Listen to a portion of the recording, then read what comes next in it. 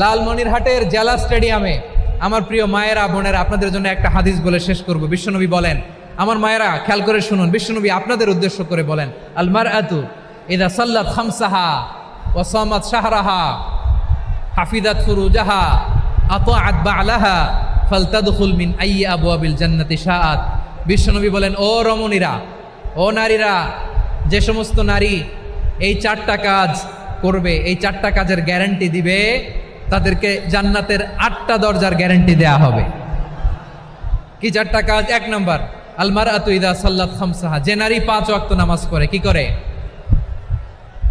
জেলা স্টেডিয়ামে অবস্থানরত আমার নারীরা বোনেরা, বিশ্বনবী আপনাদেরকে 4টা কাজের কথা বলেছেন, খুব বেশি না। 4টা করলে 8 জান্নাতের দরজা সব খোলা। কোনটা দিয়ে যাবেন? যেটা দিয়ে মনে চায়। 1 নাম্বার 5 ওয়াক্ত নামাজ। আমার বোনেরা জোহরের নামাজ পড়তে পড়তে এটা আসরে নিয়ে যায়, আসর পড়তে পড়তে এটা মাগরিবে নিয়ে যায়। এরকম আসরা নাই? লালমনিরহাটে হয়তো নাই।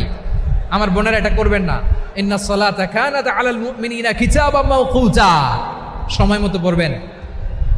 সামাত শাহরা, রমাদানের রোজাগুলো রাখবেন।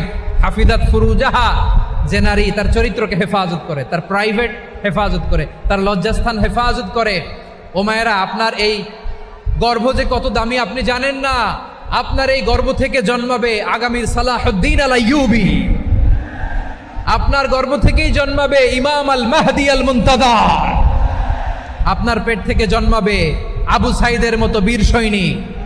আপনার পেট থেকে জন্মাবে মুগ্ধের মতো বীর মুজাহিদ। আপনি জানেন না কে আসবে আপনার পেট থেকে। সময়টাকে কাজে লাগান, ইসলামকে বুঝেন, মানেন, আমাদের ইসলামিক লেকচারগুলো শোনেন। আমরা যে বার্তাগুলো, ইনস্ট্রাকশনগুলো, দিক নির্দেশনাগুলো আপনাদের খেদমতে রাখি, এগুলো মেনে চলুন। আপনিই পারেন আপনার ঘরটাকে জান্নাতের টুকরা বানাতে।